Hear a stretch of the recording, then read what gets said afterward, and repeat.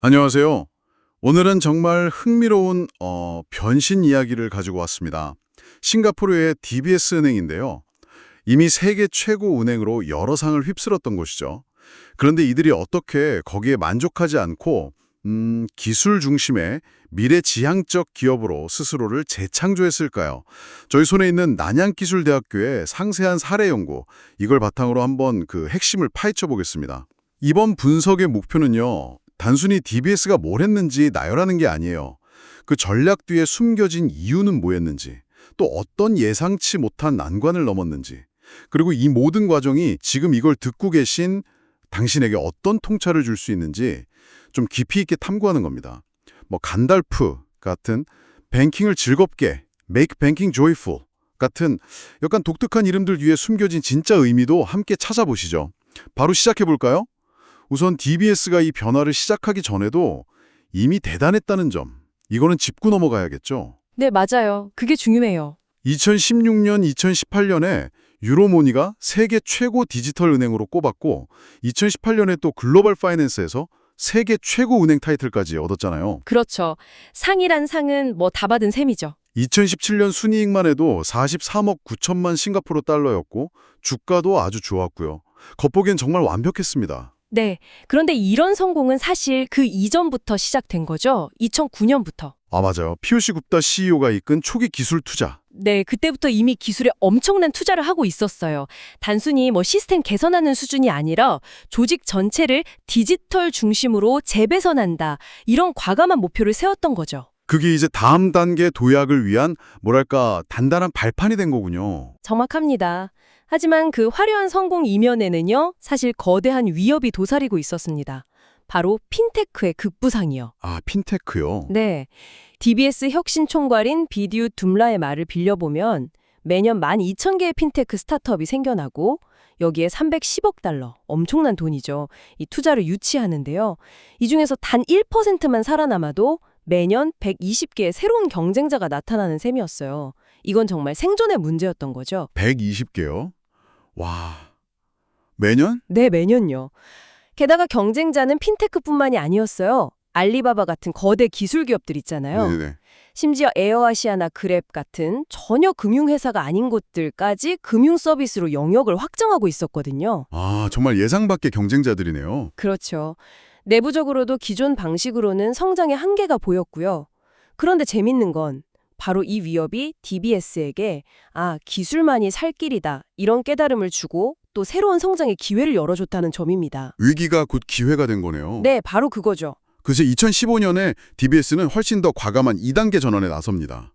새로운 미션은 뱅킹을 즐겁게, make banking joyful, 그리고 live more, bank less라는 슬로건이었죠.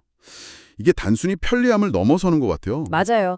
고객들이 은행 업무에 신경 쓰지 않고 그냥 자기 삶에 더 집중하게 만들겠다. 뭐 이런 선언이었죠. 이걸 위해서 이사회가 연간 6억 달러, 우리 돈으로 하면 거의 7천억 원이 넘는 기술 예산을 승인하면서 힘을 실어줬고요. 와, 6억 달러. 정말 대단한 결단이었네요. 그렇죠.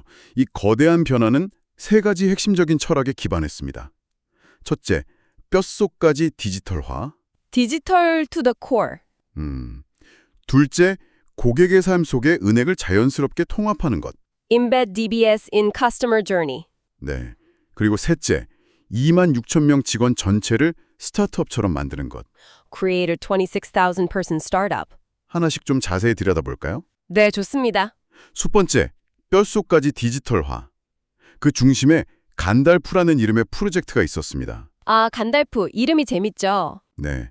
구글, 아마존, 넷플릭스, 애플, 링크드인, 페이스북 같은 기술 거인들 앞글자에 DBS의 D를 더한 건데요.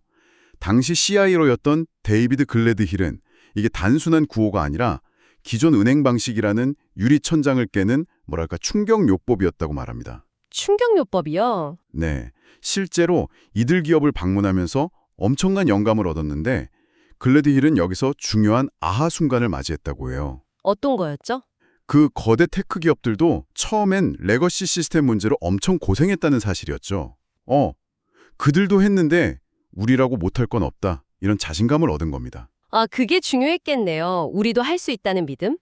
그래서 간달프의 가장 중요한 전략적 결정 중 하나가 바로 기술 내재화, 인소싱이었습니다. 기술 내재화요? 네, 외부 업체에 의존하던 기술 인프라 운영을 기존의 85%나 됐었는데 이걸 15%로 줄이고 대신 내부 인력을 85%까지 늘리겠다. 이런 파격적인 목표였죠. 와, 85%를 내부 인력으로요? 레드힐 CIO는 우리만의 기술 DNA를 가지려면 우리가 직접 기술을 운영해야 했다고 강조했습니다. 단순히 외부 솔루션을 사오는 게 아니라 기술 역량 자체를 조직의 핵심 자산으로 만들겠다는 강력한 의지였어요. 이건 정말 엄청난 결단이었습니다. 비용도 그렇고 위험도 컸으니까요. 그렇겠네요. 그럼 구체적으로 어떻게 했나요? 이 전력을 구체화한 것이 그 유명한 간달프 치즈 휠이라는 모델입니다. 자료 그림 1 보시면 나오는데요. 5가지 요소가 있습니다. 다 설명하긴 좀 그렇고 핵심만 짚어볼게요. 첫째는 최신 시스템 설계. 핵심은 클라우드였습니다. 모든 것을 클라우드로라는 구호 아래 AWS와 협력했죠. 아, 클라우드 퍼스트 전략이군요. 네, 플랫폼 총괄인 탄춘부는 여기서 배운 중요한 점으로 비싼 전용 장비 대신에 그냥 일반 상용 하드웨어를 쓰고 소프트웨어로 인프라를 관리하는 방식을 꼽았습니다. 뭐랄까, 레고 블록처럼 유연하게 시스템을 구축하는 거죠. 효율성을 극대화했네요. 둘째는 모든 것 자동화. 운영 부담을 줄여서 개발자들이 혁신에 집중하게 만드는 노합스를 지향했고 개발과 운영을 긴밀하게 연결하는 데브옵스 파이프라인을 최적화했습니다. 데브옵스 중요하죠. 셋째는 고성능 애자일 팀. 일하는 방식 자체를 빠르고 유연하게 바꿨고요. 넷째는 성공을 위한 조직. 기술팀과 비즈니스팀이 따로 노는 게 아니라 정말 긴밀히 협력하도록 구조를 바꿨습니다. 그리고 마지막 5째, 프로젝트에서 플랫폼으로 전환. 이게 정말 중요한 변화인데요. 아, 플랫폼 전환이요. 네, 이전에는 개별 IT 프로젝트마다 예산을 받고 승인받고 이런 식이었다면 이제는 특정 서비스나 기술 영역 전체를 책임지는 플랫폼에 아예 예산과 권한을 주는 방식입니다. 혁신 총괄 두민나는 이걸 통해서 비즈니스와 IT의 DNA가 진정으로 융합되기 시작했다고 평가해요. 아, 그러니까 예산을 받은 플랫폼 팀이 알아서 다 책임지고 하는 거군요. 그렇죠. 스스로 목표 세우고 설계하고 개발하고 운영까지 책임지니까 훨씬 빠르고 주도적으로 일할 수 있게 된 거죠. 확실히 효율적이겠네요. 이런 노력의 결과는 아주 확실했습니다. 예를 들어 인도 하이데라바드에 1000명 규모 개발센터를 성공적으로 만들었고요. 거의 모든 애플리케이션 개발에 데브오스를 적용했죠. 시스템 대부분을 가상화하고 클라우드로 옮겼습니다. 덕분에 2017년 말까지 애플리케이션 관련 비용을 무려 80%나 절감했고 새로운 앱 출시 속도는 약 10배나 빨라졌다고 합니다. 와, 10배요? 비용은 80% 절감하고 내부 엔진을 완전히 바꾼 효과가 나타난 거네요. 네, 그렇습니다. 자, 엔진을 이렇게 강력하게 만들었으니 이제 도로를 닦아야겠죠. 두 번째 전환, 고객 여정의 뱅킹 통합입니다. 네, 고객 경험이 중요하죠. 핵심 아이디어는 고객이 은행을 거의 의식하지 못하게 만드는 것, 즉 보이지 않는 은행이 되는 것이었습니다. 그룹 인사 총괄인 리엔홍은 우리는 사라지지만 고객은 훌륭한 서비스를 받는다 이렇게 표현했죠. Live more bank less. 슬로건이 딱 그거네요. 맞아요. 은행 일에 시간 뺏기지 말고 당신의 삶을 즐겨라 이런 메시지죠. 이를 위해 DBS는 5가지 핵심 디지털 역량을 정의했습니다. 자료 그림 2에 나오는데요. 간단히 말하면 첫째, 온라인으로 고객을 더 많이 확보하고 확보, 둘째, 종이 없이 즉시 거래하게 만들고 거래, 셋째, 고객에게 필요한 정보를 제때 제공해서 관계를 맺고 참여, 네. 넷째, 외부 파트너와 손잡아 새로운 가치를 만들고 생태계, 마지막으로 이 모든 과정에서 얻는 데이터를 통찰력으로 바꾸는 것. 데이터. 이 5가지를 모든 부서가 갖춰야 할 기본 역량으로 삼은 겁니다. 5가지 역량. 여기서 특히 생태계랑 데이터가 좀 흥미로운데요. 그렇죠. API 얘기가 나오겠네요. 네, 2017년에 DBS가 은행 중에서는 세계 최대 규모인 150개 이상의 API, 그러니까 외부 서비스와 연결될 수 있는 디지털 창구를 열었습니다. 150개 이상이요?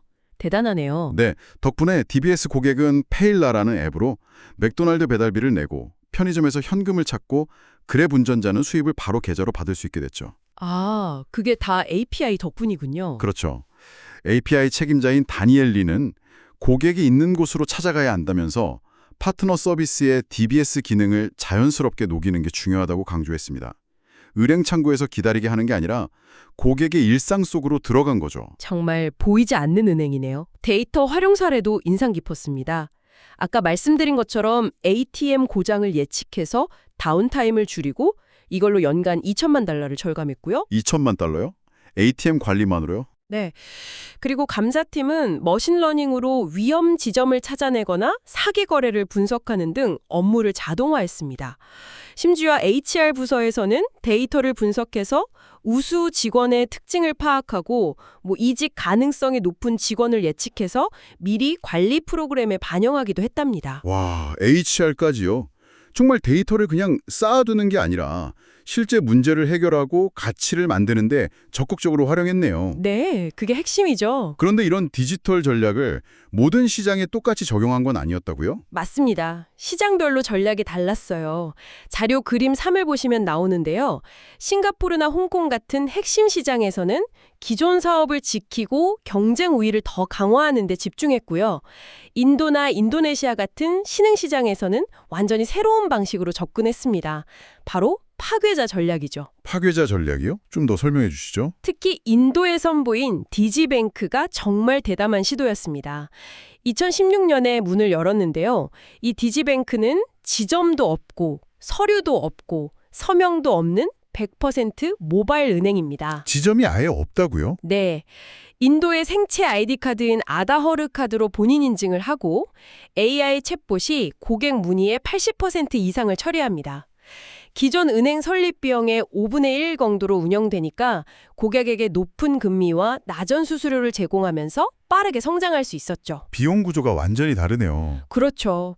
처음엔 예금이랑 결제 서비스로 시작해서 대출, 송금 등으로 확장했는데 대출 심사에는 통신 기록이나 소셜 미디어 활동 같은 그런 비금융 데이터까지 활용하는 알고리즘을 썼습니다. 비금융 데이터까지요? 네, 그리고 인도의 대표적인 회계 소프트웨어인 탤리와 제휴에서 중소기업들이 회계 프로그램 안에서 바로 은행 업무를 볼 수 있게 한 것도 혁신적이었죠. 아, ERP 연동까지? 글래디엘 CIO는 이 과정을 일단 해보고 배우는 테스트 앤 런 과정이었다고 말합니다. 완벽한 계획보다는 빠른 실행과 학습이 중요했던 거죠. 일단 저지르고 수습한다. 뭐 이런 느낌인가요? 약간 그런 면도 있죠. 그런데 이런 외부 파트너십, 특히 API 생태계를 만드는 게 생각처럼 쉽지만은 않았습니다. 아, 어려움도 있었군요. 네, 내부적으로는 이 기술 용어인 API의 비즈니스 가치를 다른 부서에 이해시키는 것부터가 난관이었다고 다니엘리는 회고합니다. 또 API가 너무 많이 생기다 보니까 중복되거나 표준이 없어서 혼란이 생기는 그런 거버넌스 문제도 겪었죠. 결국 API 목록을 만들고 표준을 정하고 관리 체계를 중앙 집중화해야 했습니다. 내부 조율이 쉽지 않았댔네요. 외부 파트너들과의 협업도 도전이었습니다. 파트너들의 기술 수준이 제각각이라 체계적인 지원이 필요했죠. 그래서 3단계 온보딩 프로세스, 가입하고 테스트하고 실제 사용하는 거요. 그리고 4D 참여 모델, 발견하고 정의하고 개발하고 배포하는 이런 틀을 만들었습니다. 체계적인 지원이 필요했군요. 다니엘리는 여기서 경쟁 우위는 기술 자체가 아니라 실행 속도와 협업의 용이성에 있다면서 결국 문화와 사람이 차별점이라고 강조합니다. 파트너들이 DBS와 얼마나 쉽고 빠르게 일할 수 있느냐가 핵심이라는 거죠. 아, 기술보다는 문화와 사람? 네, 그래서 기존의 갑을 관계가 아닌 동등한 파트너 관계 피어 투 피어를 정립하고 새로운 계약 방식이나 실사 프로세스를 만드는 노력도 필요했습니다. 자, 이제 마지막 세 번째 전환으로 넘어가 볼까요? 26,000명 규모의 스타트업 창조. 이건 정말 야심찬 목표 같은데요. 네, 그렇죠. 별도의 혁신팀을 만드는 게 아니라 은행 직원 전체를 스타트업처럼 민첩하고 혁신적으로 만들겠다. 이건 정말 어마어마한 비전이었습니다. 글래드힐 CIO는 소수의 혁신 부서가 아니라 조직 전체가 함께 변화해야 한다고 봤다면서요. 맞습니다. 혁신 총괄 듬라도 기술은 누구나 가질 수 있지만 결국 사람이 차별화 요소라고 말했죠. 목표는 모든 직원이 고객을 최우선으로 생각하고 데이터에 기반해 결정하며 실패를 두려워하지 않고 민첩하게 움직이며 끊임없이 배우는 스타트업의 DNA를 갖게 하는 것이었습니다. 자료 그림 4에 잘 나와 있죠? 와, 26,000명을 전부요? 쉽지 않았을 텐데요. 그래서 DBS는 인재 역성에 5년간 2천만 싱가포르 달러, 우리 돈으로 약 180억 원을 투자하겠다고 발표했습니다. 180억 원이요? 인재 육성에만? 네, AI 기반 맞춤형 온라인 학습, 체험 워크샵, 교육비 지원, 혁신적인 학습 공간 마련 등 정말 다양한 프로그램을 운영했죠. 연간 1만 회 이상의 교육이 모든 직급을 대상으로 이루어졌습니다. 말뿐인 구호가 아니라 실제 투자를 통해 변화를 이끌어낸 겁니다. 구체적인 프로그램 이름들도 재밌더라고요. 메이커 프로그램. 아, 네. 메이커 프로그램은 임원들이 직접 코딩 같은 기술을 배우고 무언가를 만들어보는 워크숍입니다. 월요일엔 기술 문외한이던 임원이 금요일엔 직접 결과물을 만들어보면서 기술의 가능성을 체감하게 되는 거죠. 임원들이 직접 코딩을요? 네.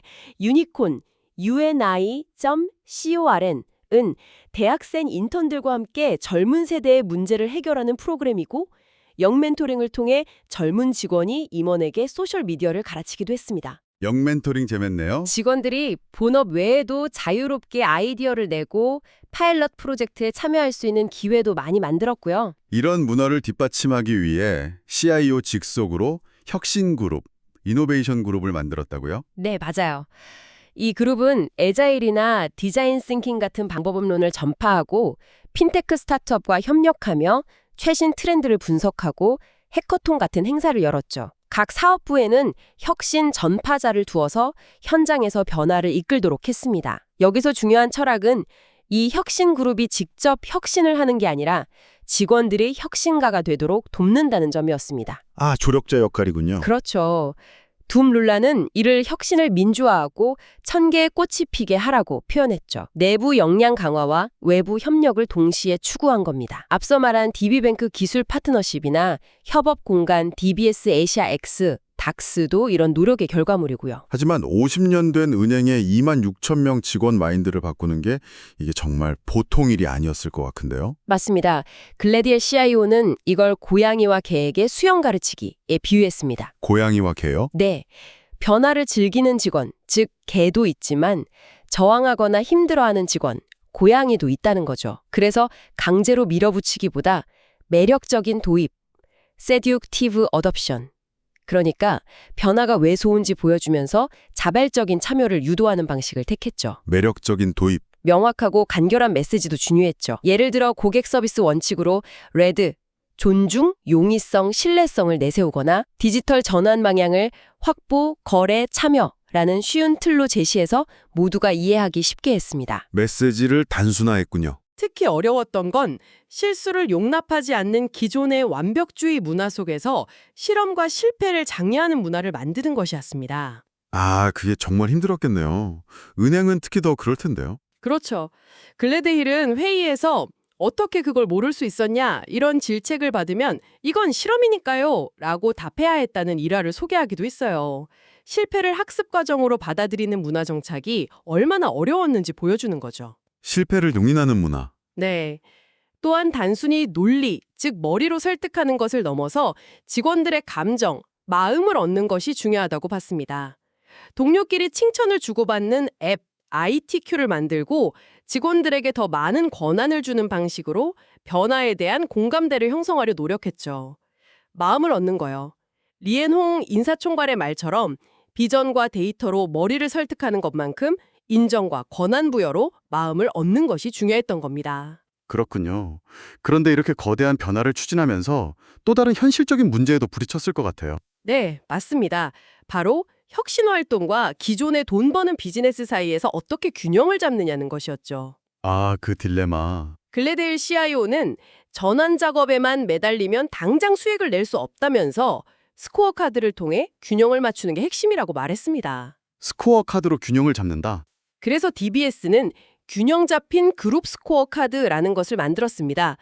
자료 그림 5에 나오는데요.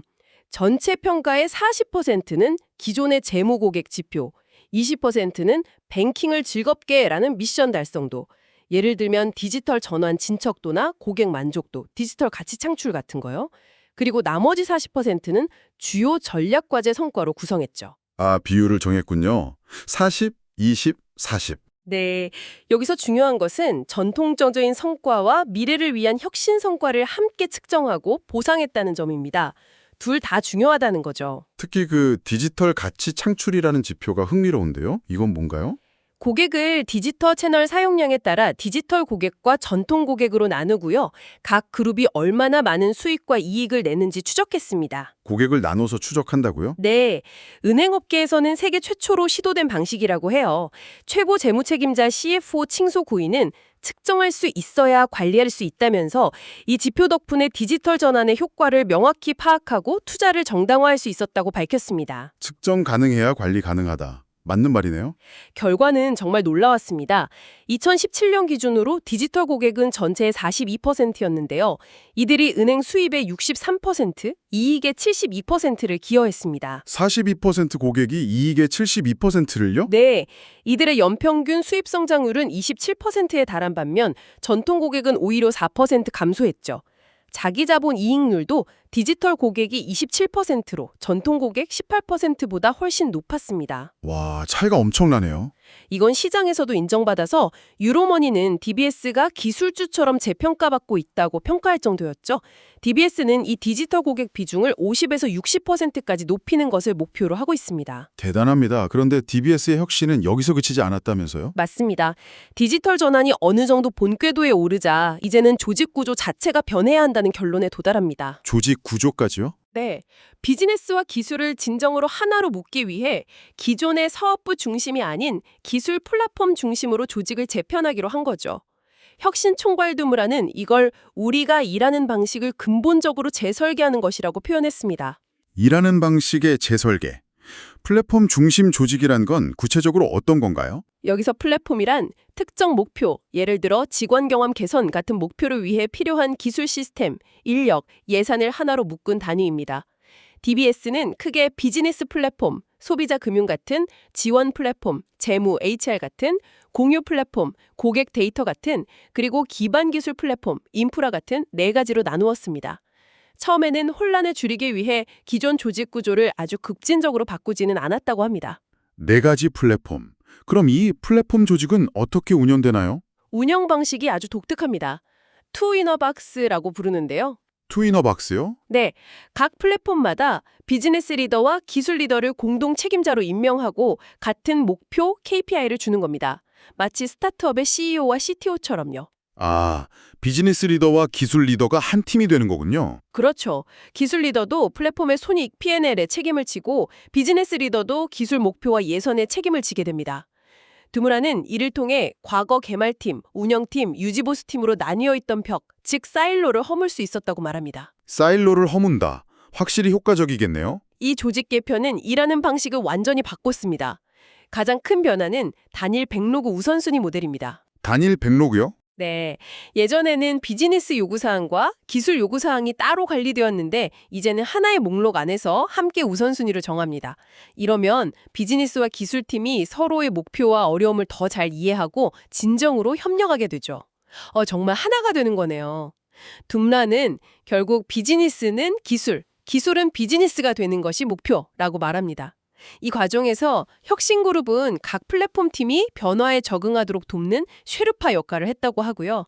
더 나아가서 북극성 노스스타어라는 워크숍을 통해 2030년의 미래를 그리고 거기서부터 역으로 현재의 로드맵을 짜는 등 장기적인 비전도 계속 고민하고 있습니다. 북극성 워크숍.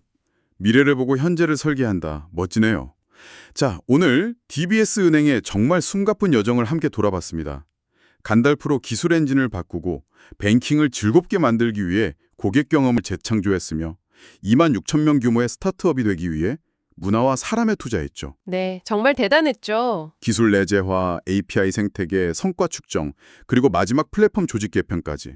이건 뭐 단순한 기술 도입이 아니라 은행이라는 조직 자체를 근본부터 바꾼 그야말로 총체적인 변혁이었음을 알 수 있었습니다. 여기서 우리가 얻어야 할 핵심 교훈은 아주 명확합니다.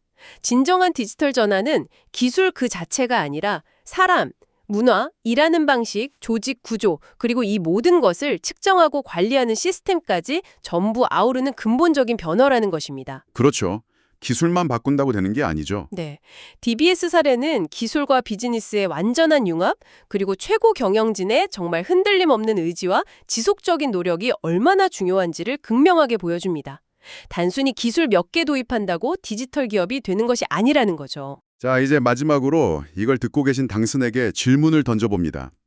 디베스바 북극성 활동으로 2030년을 그렸던 것처럼 당신이 속한 산업의 10년, 12년 뒤는 어떤 모습일까요? 정말 중요한 질문이네요. 기술과 기존 비즈니스의 경계는 또 어떻게 더 허물어질까요?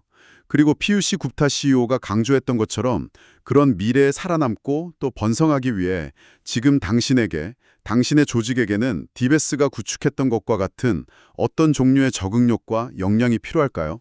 한번 진지하게 고민해 볼 만한 질문인 것 같습니다.